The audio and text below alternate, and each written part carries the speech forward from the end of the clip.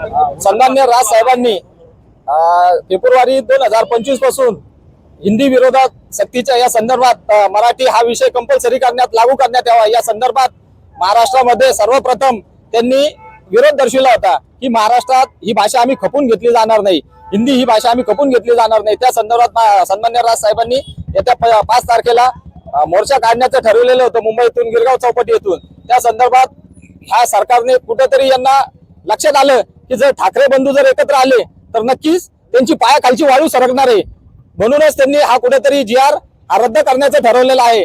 म्हणून मी या निमित्ताने या सरकारला एक आव्हान देतो, जर कधी हा महाराष्ट्रामध्ये परत यांनी हिंदी सक्तीचा जर निर्णय घेतलाच तर आम्ही महाराष्ट्र नवनिर्माण सेनेकडून त्यांना हा निर्णय हाणून पाडल्याशिवाय आम्ही गप्प बसणार नाही।